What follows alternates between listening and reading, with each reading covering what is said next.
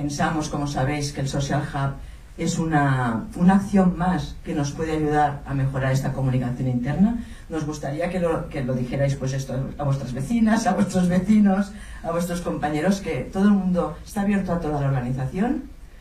No es un espacio para los directores solo, que también pueden venir, pero es que no, pero que está abierto y es donde queremos compartir conocimiento que ya estamos adquiriendo, pues, o por nuestro sitio de trabajo, el que tenga cada cual, pero compartirlo, y en primer lugar compartirlo entre nosotras y nosotros.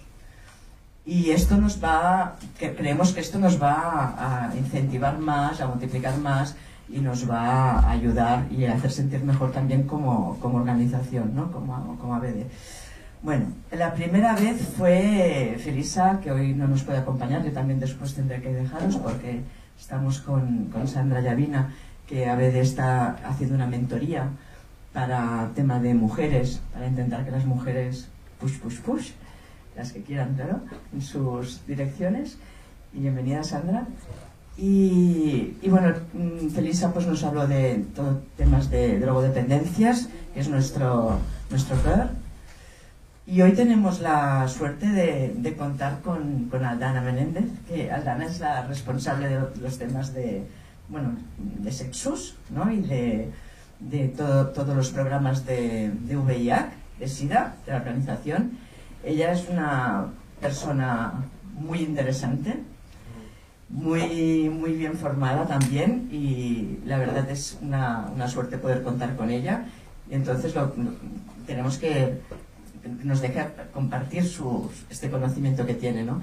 Yo tengo la suerte también de compartir con ella espacios de aprendizaje de inglés, y entonces, pues claro, gracias a esto, que el inglés da para mucho, pues nos conocemos un poco más, y la verdad que algunas clases de inglés son... Yo no sé si lo voy entendiendo bien lo que hace, porque claro, en inglés no lo entiendo igual, ¿no? Pero bueno, a ver si hoy lo acabo de captar un poco más, pero os aseguro que es muy interesante, ¿no? Se trata de... nos va a explicar bueno, ella nos va a hablar, bueno, no tengo ahora aquí abierto, pero sobre todo es de todo el tema sexual desde la perspectiva del placer, ¿no? El placer, en nuestra época, en la mía, imaginaros, todo era tabú, no lo siguiente. Entonces tampoco tan tabú, sino que cuando te explicaban algo no te lo explicaban desde la perspectiva del placer, para nada, ¿no? Entonces, bueno, Aldana tiene una sesión preparada muy interesante y va a ser sobre todo sobre este tema, ¿no? El placer, la sexualidad, pero centrada en la búsqueda del placer o en el placer, y pienso que nos puede interesar mucho a todos. Gracias por proponerte. Es nuestro segundo Social Hub. Ideas que tengáis respecto a este espacio, pues las hacéis llegar a Enric Guinar, que sabéis que Enric es el que está responsable, Enric y Cristina, no la veo, aquí, de todo el tema de comunicación de ABD, y yo creo que se nota que están ellos, se nota. Los números nos están subiendo muchísimo, la incidencia, quiere decir que gracias a ello, cualquier cosita que hagamos, desde más pequeña, que no quiere decir que no sea importante, a mayor, la estamos dando a conocer, la estamos compartiendo con otros. Por tanto, cualquier sugerencia os la hacéis llegar a Eguinar o a Cristina, y así iremos mejorando. Pero invitar a la gente a venir a desayunar, que se nos haga pequeño este espacio, que tendremos un problema muy bonito para resolver. Bueno, os dejo con Aldana. Esmorzem, Hola, buenos días. Qué raro esto, me siento ahí como una presentadora de televisión después de la presentación de Ángeles también, que ha creado ahí como mucha expectativa. Pues en primer lugar agradecer la creación de este espacio. Me parece que es importante que como entidad tengamos estos espacios de encuentro, de reflexión, de intercambio. Por eso, como decía Ángeles, también me gustaría que sea un diálogo, que sea un espacio en el que podamos conversar, que todas las cosas que os vaya comentando puedan mover algo, ¿no? Y que si alguien tiene una pregunta, que no esperemos al final, sino que, bueno, que vayamos abriendo este espacio de diálogo y de conversación. Agradecer a las compañeras y Enric de aquí de la sede, de estructura, por todo el cuidado, toda la previa, toda la organización. Se agradece mucho el cariño, el afecto. Muchas gracias, de verdad. Y luego, bueno, espero poder transmitiros cositas que os interesen. Como decía Ángels, pues la idea de estar aquí no es que no me propuse Ángels venir, me han captado, y yo soy fácil de liar, la verdad, eso también hay que decirlo. De hecho, Mónica ya me estaba guiando hoy para otra cosa el 3 de marzo. Digo, a ver, espera un momento, que pase lo de hoy, ya luego hablamos. Pero bueno, la idea de hoy era poder transmitir un poco el modelo de intervención que tenemos, desde donde trabajamos, desde los diferentes programas, desde los diferentes servicios que tenemos, vinculados a la educación y la salud sexual. Y este modelo tiene muchas características, pero para nosotros el principal y el más potente es que centramos toda nuestra intervención desde la gestión de los placeres. No es algo que nos hayamos inventado nosotras, evidentemente, hay muchos aportes teóricos sobre este tema. De hecho, también todas las iniciativas, las propuestas que vienen del ámbito de las drogodependencias, de la reducción de riesgos, ya parten, ¿no? de esta perspectiva, de esta mirada, y entender que esta gestión de placeres es la que nos va a dar más herramientas, más recursos para la gestión de otras cuestiones que también circulan en el ámbito de la sexualidad. La idea mi idea de hoy no era explicar concretamente qué es lo que hacemos, sino esto, como pinceladas de esta propuesta y de este abordaje, que creo que son interesantes porque a cada uno, desde su propio lugar de trabajo, de intervención, de activismo, de desarrollo personal, les puede servir o puede ser útil. Por eso mi intención era como hacer algo más general que pueda reutilizar. Esto es como un poco incómodo, se me cae, no sé. Bueno, que puede utilizarse en otro tipo de intervenciones. Bueno, dicho todo este preámbulo, toda esta previa, creo que para empezar, a mí me gustaría que pudiéramos, que cuando hablamos de sexualidad, ¿de qué estamos hablando, no? Y aquí sí que me gustaría tener vuestra opinión, ¿no? ¿Cuál es la primera palabra que se os viene a la cabeza cuando hablamos de sexualidad? O la primera imagen, sin tabú, sin pensarlo demasiado tampoco. Cuando hablamos de sexualidad, ¿en qué pensáis? Relax, muy bien. Relax, relajación, ¿no? Estar ahí como en un estado de tranquilidad. Placer. Felicidad. ¿Cómo? Felicidad. Deseo. Afecto. Están saliendo cositas que tienen que ver con las emociones, ¿no? El afecto, la felicidad, con los sentimientos, y cositas que tienen que ver con el placer, ¿no? Los deseos, el placer. ¿Qué más se os ocurre? Correrse. Vamos, seguimos con el placer. Si este ejercicio lo hacemos con adolescentes, os irían ganando, a nivel de... ¿Cómo? Yo soy adulta.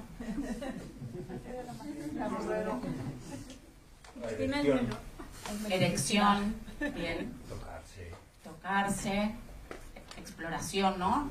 Explorar el cuerpo. Están saliendo cosas que tienen que ver con el cuerpo. ¿Qué más se os ocurre?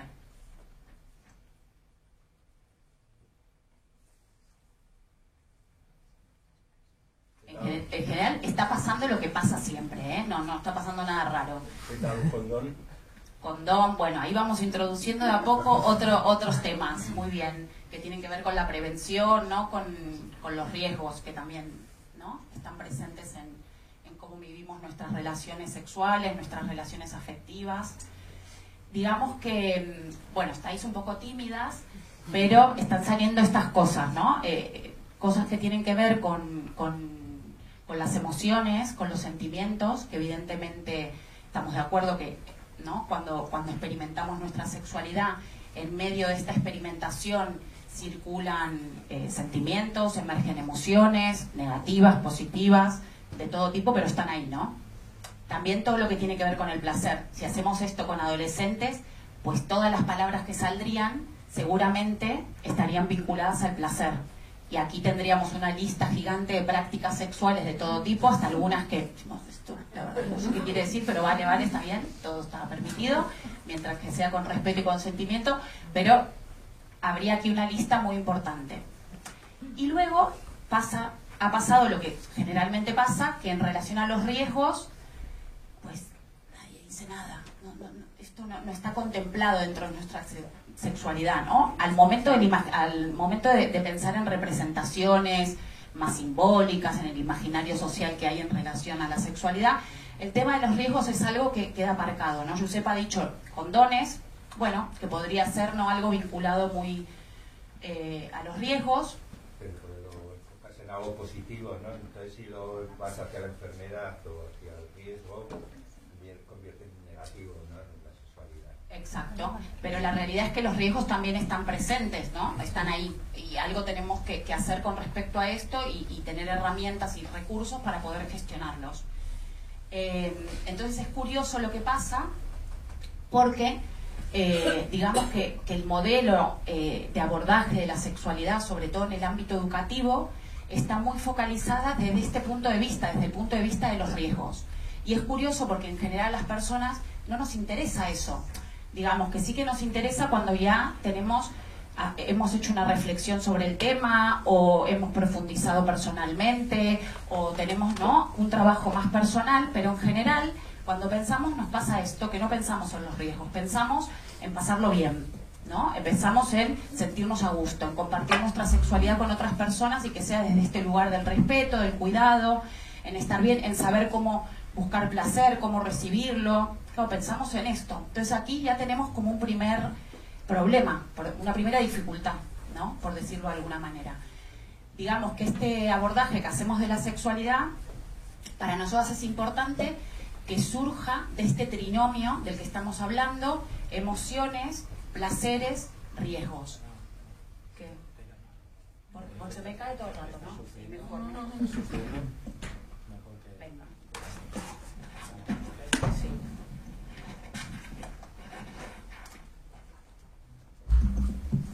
Hola. Ay, sí, mejor. Está bien. Vale, entonces digamos que el eje central de este modelo que os estoy contando sería partir de estos tres, ¿no?, de estos tres pilares, y ver cuáles son las estrategias o el conocimiento que podemos transmitir en relación a estos tres puntos. Digamos que todo lo que os iré contando intentaremos vincularlo a estos tres ejes dentro del modelo que vamos a contar hoy. Y luego me parece interesante como punto de partida hacer una diferenciación entre lo que es la sexualidad y lo que es el sexo, ¿no? Han salido en esta lluvia de ideas que hemos hecho temas relacionados al sexo en sí. Entonces, ¿alguien sabe esta diferenciación cuál es entre sexo y sexualidad? Si pensamos en sexo, ¿qué estamos pensando? En el acto sexual. En el acto sexual en sí. Bien. Sexualidad, sí. La opción. ¿Cómo? La opción que tienes sexual, no sé. Vale, la opción. Como opción, ¿no? Como elección. Elección. Vale. O... Sí, bien, serían, digamos, que por una parte tendríamos al sexo entendido como todas estas prácticas, estos comportamientos que ponemos en práctica a través de nuestro sexo para buscar el placer sexual. Sería como el objetivo final del sexo, sería esto: prácticas o comportamientos para conseguir el placer sexual. ¿Y qué más sería el sexo? ¿No? Todas las condiciones orgánicas, digamos, la genitalidad, ¿no? Si tenemos vulva, si tenemos pene, digamos, sí. Todo esto también sería el sexo. En cambio, la sexualidad sería como mucho más amplia, ¿no? La sexualidad serían todas las facetas de nuestra vida que nos acompañan desde el momento que nacemos hasta el momento que nos morimos, que es dialéctica, que es dinámica, que es cambiante, que va sufriendo cambios en el desarrollo de las diferentes etapas vitales, y evidentemente el sexo forma parte de esta sexualidad. Pero la sexualidad no es solo sexo, son muchas más cosas. Y nos acordamos de esto, ¿no? De los riesgos, de las emociones, de todo esto. De alguna manera tendríamos que tener esto presente. ¿Alguna pregunta? ¿Algo? Me vais diciendo, que yo si no me pongo aquí a hablar y no paro. Y digamos que cuando acompañamos digamos, la construcción de esta sexualidad, ya sea de manera individual o, no sé, en la crianza, en la educación, en cualquier proyecto desde el que estemos interviniendo, tendríamos que tener como unas bases comunes que nos guiaran este trabajo que hacemos en el ámbito de la sexualidad, que tendrían que ser todo lo que está vinculado al consentimiento, a los límites, a la comunicación, a las habilidades, ¿no?, que tenemos para darnos cuenta o entender qué es lo que nos gusta, lo que no, poder comunicarnos con otras personas, todo lo que tiene que ver con las construcciones de las relaciones afectivas, que no solo están vinculadas al sexo en sí, sino todo lo que tiene que ver con compartir estas emociones y esta afectividad. Y para entender un poco de dónde viene todo esto y este marco que tenemos, este bagaje cultural que tenemos y que nos condiciona, nos limita, pero también nos da posibilidades para vivir nuestra sexualidad, yo creo que como punto de partida podemos, a ver si vamos bien, hablar del sistema sexo-género. Digamos que el sistema sexo-género es la estructura social que existe, que de alguna manera orienta cómo hemos de vivir nuestra sexualidad, nos marca unos límites, nos impone unas normas. Es un sistema que de alguna forma jerarquiza, estratifica, da valor a un sexo o a otro, a un género o a otro, produce una diferenciación social, ¿no? Hablaríamos como de unas categorías que estarían diferenciadas y que ser hombre, ser mujer, ser macho, ser hembra, en este sistema sexo-género, daría diferentes atributos, diferentes comportamientos, lo que estaría bien catalogado socialmente, ¿no?, para un sexo igual no lo estaría para el otro. Entonces, de alguna manera, tener en cuenta esto nos ayuda a entender cuál es la condición social que existe y, bueno, y ver qué posibilidades tengo yo a nivel individual y también a nivel colectivo de gestionar otros tipos de estrategias por si yo no quiero vivir de esta manera y quiero, igualmente tengo derecho, ¿no?, a tener una sexualidad placentera, libre, pero parece importante como tener esto que parece muy teórico, pero en realidad en la práctica lo vivimos de forma cotidiana. O sea, es algo que cada día está muy presente, ¿no?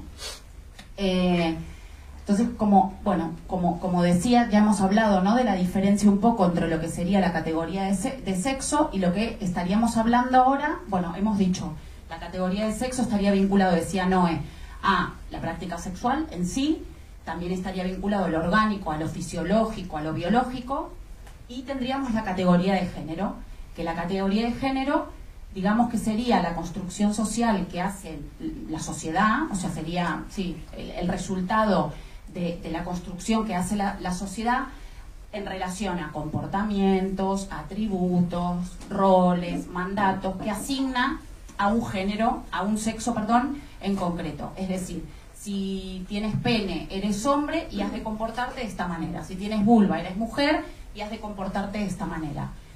Esto es importante entenderlo porque es un sistema que genera mucha dificultad. Ahora vamos a ir avanzando en esto. Genera mucha dificultad porque es excluyente y no abraza todas las diversidades y las múltiples formas que tenemos de vivir nuestra sexualidad. Digamos que este sistema sexo-género lo que plantea es que esta vivencia de la sexualidad tendría como una dimensión biológica, digamos, ya nacemos con unas características, que esto es innato, que no se puede cambiar. Luego habría un componente, una dimensión más cultural, más social y también individual, ¿no? Es decir, ¿qué hacemos con esto? Me ha tocado este cuerpo, pues ¿qué hago con eso? Vivo en esta sociedad que me impone estas normas, pues yo, Aldana, ¿qué hago con estas normas? Esto es algo que, bueno, que diferentes autores han ido planteando y este sistema se ha ido modificando por los diferentes aportes teóricos. Ya Simone de Beauvoir en el 50, 49, 50, con el libro El segundo sexo, decía, pues es que en realidad ser mujer no se nace, ¿no? Se llega a serlo. Ser mujer es una construcción social. No nacemos mujeres, sino que nos hacemos mujeres. Luego hay un psicólogo, Murray, que él lo que plantea es yo creo que fue como inicios de la década del 70, que es el primero que habla de género, y lo hace porque comienza bueno, él trabajaba como en las relaciones de pareja, intrafamiliares, en las dificultades en este entorno, que él lo llama los papeles de género, y aquí es cuando se habla de género por primera vez, que utiliza esta categoría para poder problematizar, digamos, estas diferencias, estas desigualdades que él observaba en las relaciones entre hombres y mujeres. ¿Puede ser un poquito de agua, porfi? Gracias.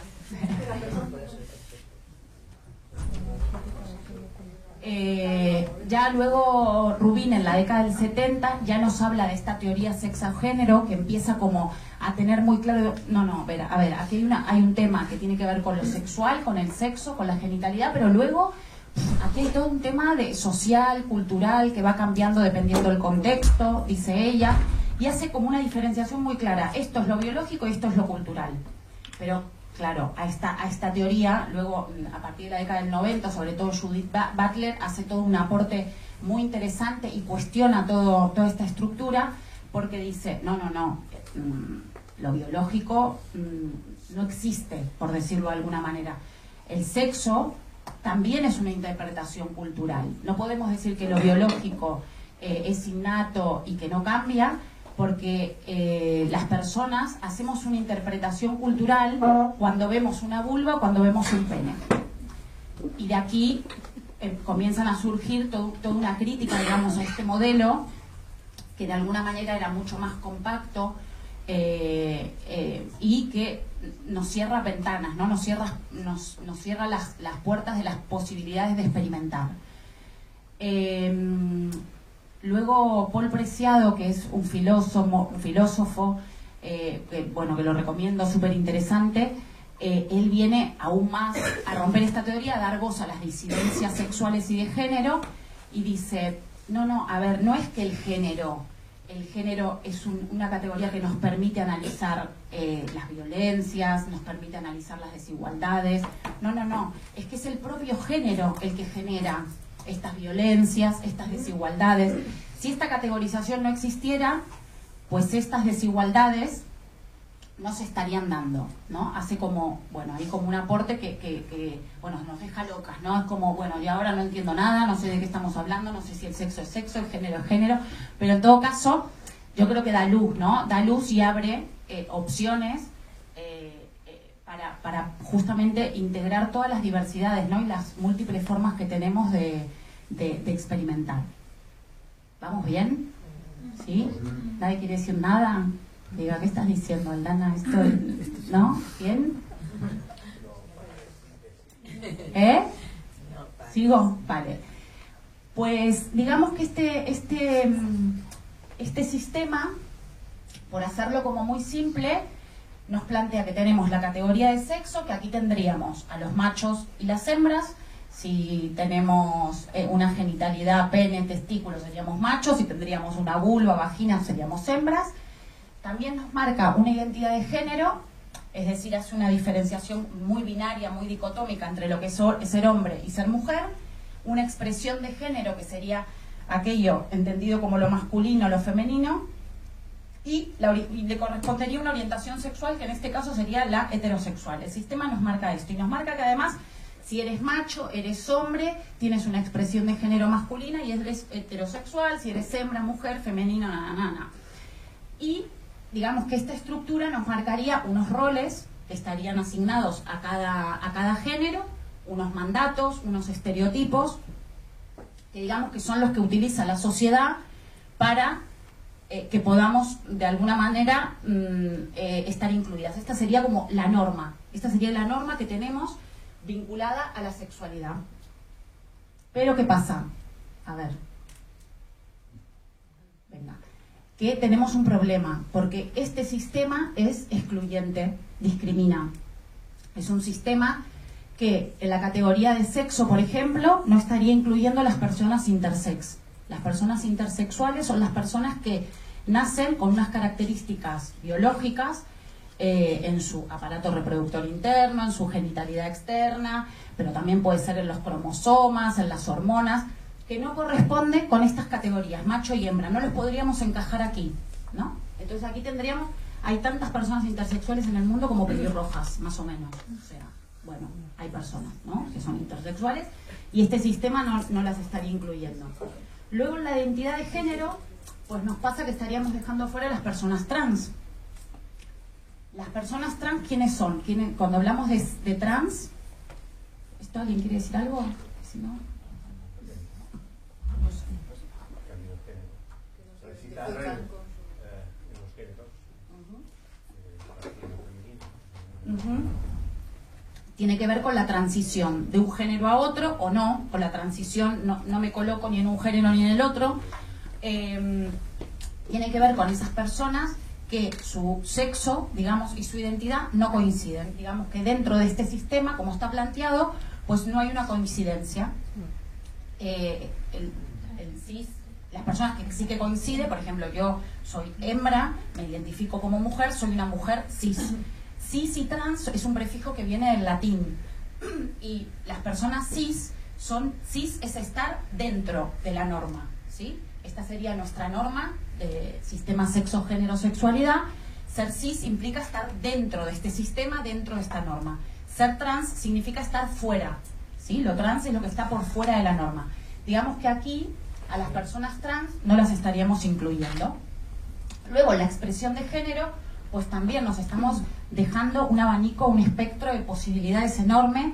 Es decir, mujeres que son, ¿no?, más masculinas en su expresión de género, hombres que son más afeminados, personas que no se identifican con una expresión de género ni femenina ni masculina, personas que también hay una fluidez en esta expresión de género, va cambiando, ¿no?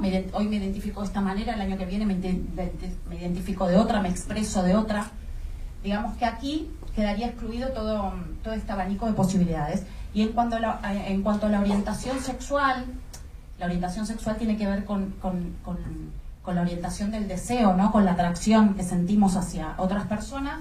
Pues aquí, bueno, ni hablar, y cada día aparecen etiquetas nuevas.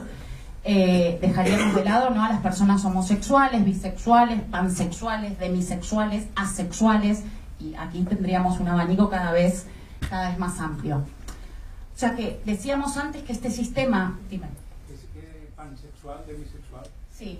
A ver, pansexual son las personas que sienten una atracción física, una atracción del deseo hacia personas independientemente del sexo o del género que esas personas tengan. Simplemente sienten la atracción hacia las personas.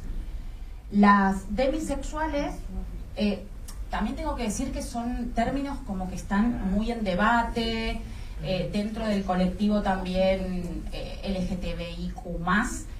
También, bueno, hay mucho debate en relación, no hay consenso sobre alguna terminología, pero bueno, más o menos, digamos, desde donde lo trabajamos nosotras, tiene que ver con esto. La demisexualidad tiene que ver con aquellas personas que sienten una atracción física hacia alguien solo cuando hay una atracción emocional o un vínculo emocional. Digamos que la atracción sexual o física o del deseo está muy vinculada a lo emocional. No puede haber una separación entre estos dos ámbitos. Y la asexualidad, pues aquí yo creo que es la orientación más compleja de definir, porque tendría que ver con aquellas personas que no sienten una atracción sexual, pero eso no quiere decir que no tengan deseo o que no tengan prácticas sexuales. Tampoco está vinculado a la abstinencia, no es que son personas que se abstienen de mantener prácticas sexuales, pero sí que pueden tener relaciones afectivas con otras personas, pero no por ello sentir una atracción sexual. ¿Sí? Qué horror lo del cis y lo del... O sea, cis... Y trans. Sí, dentro de la normalidad, o sea, dentro de... ¿no? Habría que buscar otra manera de decirlo. Otra manera de definirlo. Sí, yo creo que, bueno, y que ¿Por qué es la normalidad? ¿Qué es normal? ¿Por qué? ¿No entienden? No, ya sé que lo dicen así, Sí, pero hay que sí. buscar otra manera. Los trans están fuera de la normalidad. Y yo soy cis Sí, y estoy soy de normal. acuerdo. Sí, Eso bueno, porque soy esto, normal. por eso es un sistema muy violento, ¿no? Que genera, Sí, es es muy horroroso, qué agresivo horror. porque excluye.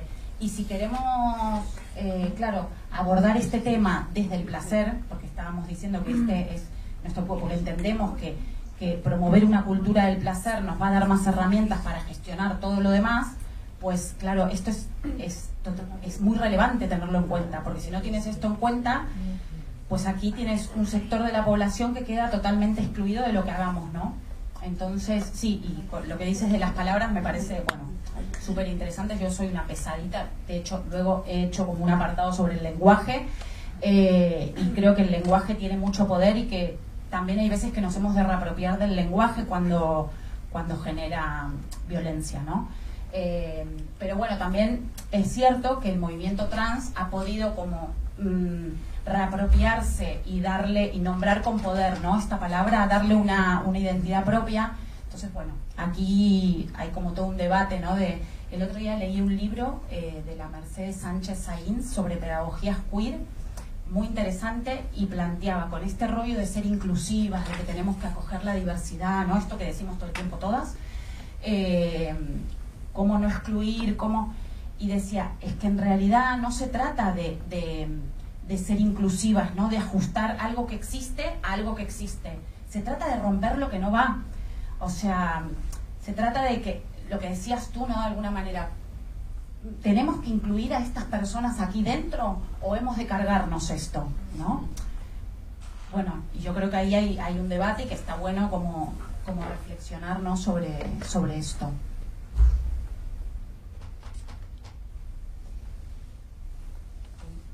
Venga, va. Vale. Ahora ya para entrar un poco más en, pues sí, bueno, ¿y cuándo vas a hablar del placer, no? Que estás con todo este rollo que vamos entrando, poco a poco. Claro, lo que estoy aquí hoy para hablar de la sexualidad, cómo abordamos la salud y la educación sexual, y teniendo en cuenta que este sistema sexogénero impregna, digamos, todo lo que hacemos, lo que pensamos y lo que no hacemos también, cómo el género, de alguna manera, nos permite, o sea, cómo podemos utilizar esta categoría para analizar qué es lo que sucede en la sexualidad, en el ámbito de la sexualidad, para que nos arroje un poco de luz, ¿no? En relación a la sexualidad. Entonces, ¿por qué creemos que el género es importante tenerlo en cuenta en el momento, no sé, cada una desde... Veo que aquí, bueno, conozco muchas caras, algunas no, pero que estamos, ¿no? en proyectos diferentes, en ámbitos de intervención diferentes. Pero creo que es algo que nos puede servir a todas en el momento de pensar una intervención, una práctica, un proyecto. ¿Cómo podemos aplicar esto? Pues aquí tendríamos en un primer momento que pensar que, digamos, que el género forma parte de los procesos de socialización desde nuestra primera infancia, ¿no? Recibimos unos inputs, unos condicionantes sociales que de alguna manera van a moldear o nos van a indicar como un camino en el que debería transcurrir nuestra sexualidad, ¿no? Digamos, esto sería el género. Tenemos muchas otras normas, pero el género, de alguna manera, ya al momento del nacimiento, ya nos está catalogando un género por la genitalidad, ¿no? Por la genitalidad con la que hemos nacido. En la primera infancia nos van a decir: no te masturbes en público, no te toques, esto aquí no se hace, a este juego no, este juego sí. Si estamos mirando una película y hay una escena un poco incómoda, van a cambiar la película. Digamos que aquí todo el mundo adulto nos va a dar a entender que de esto no se habla, esto no se dice, esto queda en el ámbito de la privacidad, de lo íntimo, y todo esto nos va construyendo, evidentemente, porque ¿no? va impregnando nuestra manera de percibir. No se roba, pues no se masturba en público, ¿no? Las chicas van a recibir unos mensajes, las niñas, ¿no? Las criaturas van a recibir una socialización diferenciada en cuanto al género. Los chicos, ¿qué os parece? ¿Qué mensajes les llegarán a las criaturas en relación a esto? Que tiene que ver mucho con la naturalización de cosas. ¿Se os ocurre algo a los niños que tienen pene, machos, hombres? Bueno, ellos reciben unos mensajes que están muy relacionados a que tienen un deseo como incontrolable, ¿no? Hay una cosa que es irrefrenable. Hay una potencia que nace de su cuerpo y esto les da como una potencia. Y todo esto construye la identidad masculina, ¿no? Y la masculinidad en sí. Todo esto van a ser inputs que nos van llegando y en el ámbito de la sexualidad esto se traduce a en mi genitalidad está mi poder, ¿no? En la poca ética relacional de compartir el placer con otras personas, en las prácticas coitocéntricas, digamos que nos van llegando inputs desde la primera infancia, pero que de alguna manera van a condicionar la vivencia de nuestra sexualidad en la etapa adulta, ¿no? También, respecto a la naturalización, también los deseos de las chicas, ¿qué va a pasar con esto? Al contrario, no van a tener este reconocimiento social o este valor, ¿no? El deseo de la mujer que el deseo del hombre a nivel social no van a tener el mismo valor. De hecho, cuando se expone el deseo sexual de la mujer, pues aquí hay un castigo, hay una penalización social, ¿no? Eres una puta, calienta polla, bueno, aquí una cantidad de adjetivos que de alguna manera también van a construir la forma en la que nos vamos a relacionar en la etapa adulta, ¿no? Vamos a recibir este mensaje que de alguna manera lo que nos dice es: el placer del otro está por delante de tu propio placer. Aquí hay un dato interesante. El año pasado participamos de un estudio con otras entidades que se llama SexCat, que lo que hace es, bueno, el objetivo era como llegar a entender el imaginario, las percepciones que tienen los y las adolescentes entre 14 y 21 años en Cataluña en relación a la sexualidad. Y hay un dato muy significativo cuando se pregunta la masturbación, si es una práctica que tú realizas, sí, no. El 90% de los chicos dicen que se han masturbado o que se masturban ¿no? de forma habitual. El 10% de las chicas reconoce haberse masturbado alguna vez. Bueno, la diferencia es brutal. Pero cuando cruzamos este dato con si estas personas han masturbado a otras personas, el 15% de las chicas han masturbado a otras personas. Quiere decir que han masturbado a más personas que a ellas mismas. Claro, esto es tremendo. Y tiene que ver con esto, ¿no? Tiene que ver con este mensaje subliminal que hemos ido recibiendo de imponer el placer y el deseo de las otras personas al nuestro propio. Y aquí vamos, y si empezamos a profundizar, tiene que ver con el autoconocimiento, tiene que ver con la autoexploración, tiene que ver con, muchas veces, cuando preguntas, no sé, en talleres y cosas, la genitalidad y demás, empiezan a hablar unas prácticas sexuales, que el buca, que esto, que el otro, o sea, una cantidad de cosas que son muchas veces imágenes que vienen de la pornografía porque no tienen la experiencia, no han vivido estas experiencias, pero no saben cuántos orificios tienen en su vulva, cuáles son los nombres de las partes de su cuerpo, qué funcionalidad tienen sus órganos internos, su aparato reproductor interno. Claro, digamos que todos estos mensajes que vamos recibiendo nos van estructurando una forma de vivir la sexualidad. Y en todo este proceso de socialización y de construcción, el género tiene un rol muy importante. Hay otras cuestiones también, pero este sería como el central. Luego recibimos mensajes que tienen que ver con el peligro, con el riesgo: cuídate, no te vayas a quedar preñada. Digamos que todos estos mensajes tienen que ver con el riesgo, son mensajes alarmistas. Al principio no hablábamos de esto, que cuando hablamos de sexualidad lo primero que se nos viene a la cabeza son cosas positivas, cosas que tienen que ver con el placer, pero sin embargo los mensajes que recibimos tienen que ver con los riesgos, tienen que ver con el peligro. Entonces aquí tenemos que hacer una fuerte crítica, ¿no? Porque esto digamos que no satisface las necesidades que tenemos las personas, nos queda como algo muy lejano.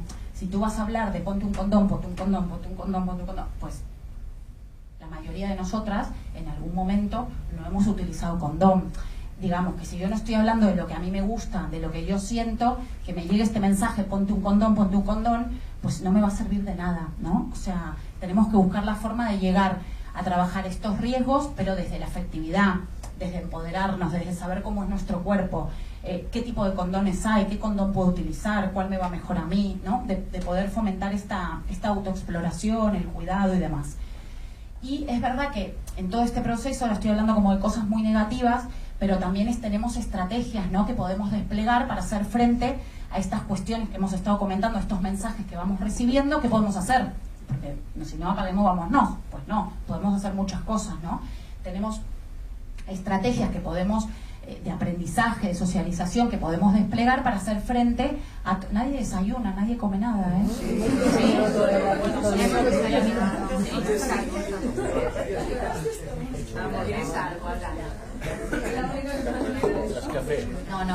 No, solo me falta comer. Entre esto, ya no me dan las manos, no puedo. Digamos qué estrategia podemos desplegar. Y para mí lo importante aquí de lo que hagamos, para mí lo relevante aquí sería tener en cuenta esta diferenciación y estas desigualdades que genera la categoría de género, porque de esta forma nuestras estrategias de vinculación, de acercamiento, de intervención, de evaluación, bueno, independientemente de donde estemos trabajando, tienen que tener en cuenta esta desigualdad y esta diferenciación de lo que hemos estado, ¿no?, de lo que hemos estado comentando hasta ahora. Por ejemplo, con las chicas, ¿qué podemos hacer? Si reciben estos mensajes... Vale. Si recibimos estos mensajes relacionados al miedo, a los riesgos, al peligro que tenemos en el ámbito de la sexualidad, pues desplegaríamos estrategias que tengan que ver con la visibilización de su propio cuerpo, desestigmatizar, no sé, la vulva como algo sucio, el ciclo menstrual, poner el placer en el centro, ¿no? ¿Qué te gusta a ti? ¿Cómo? ¿Cuándo? Autoexplórate, un espejo, mírate, ¿no? Podríamos poner en práctica todas este tipo de estrategias. Con los chicos, ¿qué podríamos hacer? ¿No? ¿Cómo podríamos trabajar toda esta masculinidad que de alguna forma afecta, los limita a ellos mismos y también al abanico de posibilidades que tienen con otras personas de compartir su sexualidad?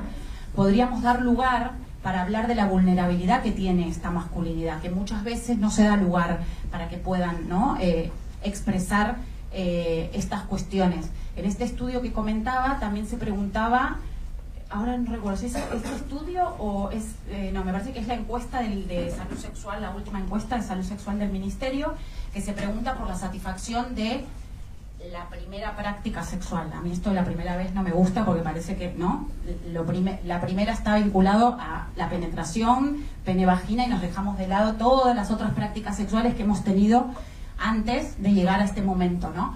Pero bueno, en todo caso este estudio pregunta sobre la satisfacción en cuanto a la primera vez y, a ver, medir la satisfacción es algo muy complejo, ¿no? Porque tiene que ver con las vivencias, tiene que ver con los mandatos de cómo tendría que ser esa primera vez, tiene que ver con muchas cosas y claro, es como el 95% de los chicos, igual estoy inventando, lo tengo por aquí, no sé si es el 95 o es el 80, pero bueno, más o menos...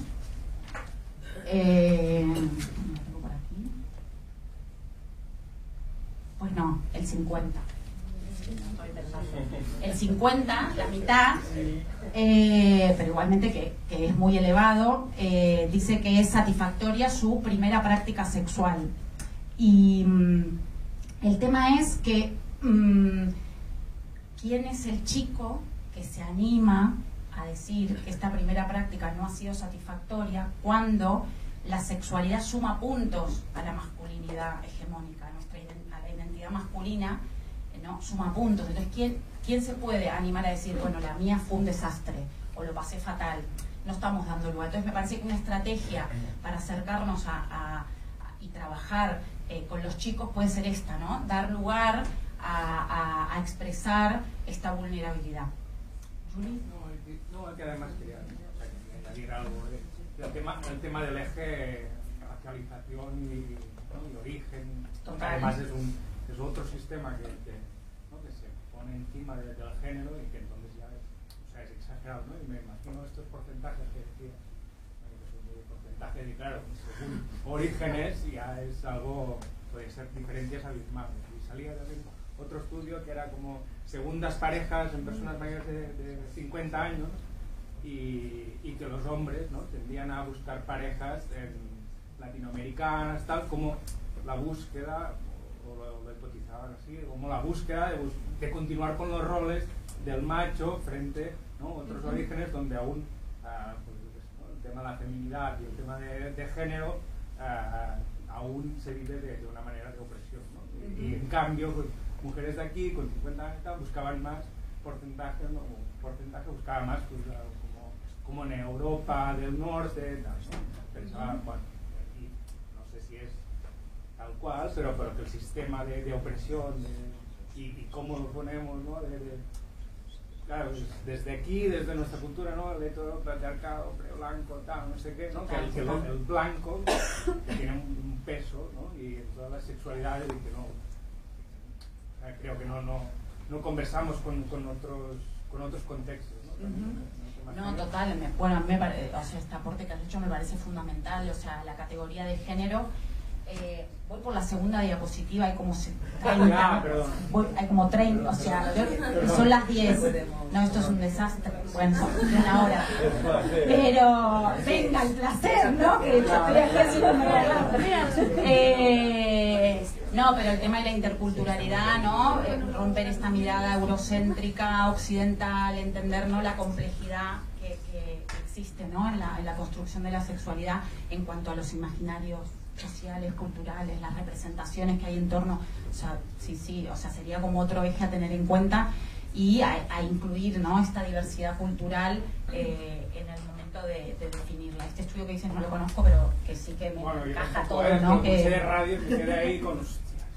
Sí. Venga. Ya para ir entrando como un poco en materia y qué es lo que hacemos nosotras, pues cuando hablamos de educación sexual, ¿de qué estamos hablando, no? Planteamos una educación sexual integral. Como sabéis, la educación sexual no está garantizada a nivel obligatorio en ningún ciclo formativo, esperamos que esto llegue en algún momento, pero digamos que sería un modelo que democratiza toda la información y los recursos para que sean, ¿no? accesibles en las diferentes etapas formativas, en los diferentes ciclos formativos. Y lo que plantea el modelo de la educación sexual es un proceso de aprendizaje en el que desarrollamos las habilidades individuales con el objetivo de una construcción colectiva, ¿no? Digamos que los ejes centrales, bueno, yo he puesto aquí como temas que para nosotros son importantes en el ámbito educativo para abordar la sexualidad. Uno tendría que ver con los ciclos vitales, que sería como ¿no? la adaptación de los contenidos, de los recursos. ¿Desde qué momento es importante hablar de sexualidad con las criaturas? Pues desde el momento cero, pero bueno, pero ¿cómo lo hacemos, no? Pues adaptando el contenido, adaptando la manera, adaptando la forma de llegar. Con una criatura de 3 años no lo vas a tratar de la misma manera que una criatura de 12 o de 15 o de 18. Evidentemente aquí tiene que haber una adaptación y poder hacer un acompañamiento, ¿no? En cuanto al desarrollo madurativo. Luego otro tema que para mí es como fundamental es la estigmatización del adolescente, de la adolescencia. Me parece que la mirada adulta tiene una mirada en general negativa sobre el colectivo adolescente. Me parece que ¿no? recibimos este mensaje que no se cuidan, son irresponsables. Bueno, no estamos de acuerdo, digamos, con esta definición, con esta conceptualización de la adolescencia. Creemos que tienen muchísimas herramientas, recursos, quieren saber cosas que no estamos dando respuesta. Tenemos que hacer una autocrítica como sociedad adulta, que no estamos poniendo los recursos a disposición, que estamos hablando de unas cosas que no les interesan. Estamos hablando de esto, ¿no? Mensajes alarmistas, del ritmo, cuando esto no interesa, esto genera rechazo, esto aleja. Estamos cambiando la peli cuando hay una escena que nos incomoda. Entonces no estamos dando respuesta, ¿no? Tienen un saber que cuando das lugar a esto saben muchas cosas. Evidentemente hay información errónea, hay creencias, no circula mucho mito, pero es trabajable porque tienen ganas, lo necesitan, lo piden a gritos, ¿no? Entonces creo que para el abordaje de la educación, pues aquí tendríamos que hacer un trabajo las adultas muy profundo. Luego el tema de la hipersexualización versus el tabú, ¿no? Que también me parece que como sociedad también tenemos que hacer autocrítica. Los medios de comunicación aquí tienen un poder fundamental, ¿no? Cómo se cosifica y se sexualiza los cuerpos, ¿no? Sobre todo de las chicas y en el ámbito público. pero esto pasa ¿no? con todos los géneros, ¿no? Una hipersexualización, lo pasa con el colectivo trans, pasa, ¿no? Y al mismo tiempo no hablamos de esto. Entonces es como muy hipócrita, ¿no? Por un lado te muestro tetas y culos, ¿no? En la tele, en las pelis, en las redes sociales, pero de una manera que tampoco, de una forma que genera mucha agresividad, que genera mucha violencia, y por otro lado es un tabú. No te hablo del tema. Cuando me vienes a preguntar, ay, no sé, pregúntale a tu padre, pregúntale a tu madre, la maestra. Hicimos una formación ahora para un claustro, y claro, es que las maestras no querían tener los libros en sus aulas, pues si vienen y me preguntan, no, claro, y dijimos, no, y tendrás que dar una respuesta, y si no la sabes tendrás que decir, pues no lo sé, o sea, no tienes por qué saber todo, pero tenemos que abrir espacios de posibilidades, si no, vamos mal, vamos muy mal. Entonces aquí me parece que tenemos un gran camino. Y luego el tema de la pornografía, ¿no? Que el tema de la pornografía es algo que genera como mucha alarma, mucho debate. Es cierto que, bueno, los datos dicen que hay un acceso cada vez más temprano, en edades más tempranas, a la pornografía. Es un tema preocupante, pero yo creo que hemos de ocuparnos de la salud sexual para dejar de preocuparnos de la pornografía, ¿no? Es como, si centramos la atención en la pornografía lo que hace es mostrarnos unas carencias que tenemos como sociedad para abordar este tema. Hemos de poder dar este salto. Evitar intervenciones reduccionistas, que es lo que generalmente sucede y que nosotros intentamos no hacer estas actividades bullet, sino que tengan una continuidad, la transversalidad de todos los temas que hemos comentado, y también los ejercicios de reflexión que podamos hacer con nuestras compañeras de equipo, con las personas con las que trabajamos, si es en un formato taller, pues con los participantes del taller, si es en un servicio que atendemos a personas en situación de vulnerabilidad. Cómo coger, muchas veces soy consciente que no tenemos los recursos, no tenemos el tiempo, pero sí que si lo tenemos presente hay pequeñitas cosas que podemos como coger y que nos inviten luego a darle vueltas al tema y a reflexionar. Y quería poner este vídeo. A ver. Aldana, hazlo desde el mouse de allí. Vale.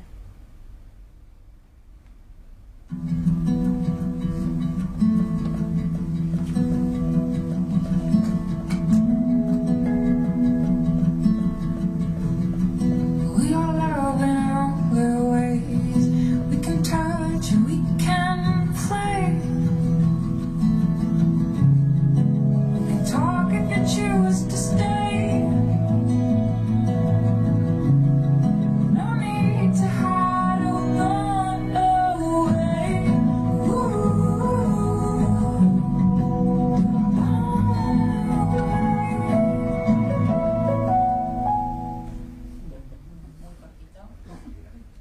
¿Qué os ha parecido? Muy bonito. Muy bonito. Muy bonito. Bueno, me pareció interesante como cerrar un poco lo que veníamos comentando con este vídeo, porque es un vídeo de nada, es una publicidad, es un anuncio de un café sueco, no sé si lo habíais visto, pero hace una semana se hizo viral, y creo que cuando lleguemos al momento que este tipo de vídeos no nos parezcan, ¿no?, ni bonitos, ni interesantes, y no se hagan virales, es porque hemos llegado, ¿no?, a un momento de vivir nuestras sexualidades de una forma placentera, libre, ¿no?, de violencias, de estigmas. De momento nos quedamos con que, bueno, qué guay este papá, ¿no?, que pudo naturalizar, pero ojalá lleguemos al punto de que esto no nos llame la atención.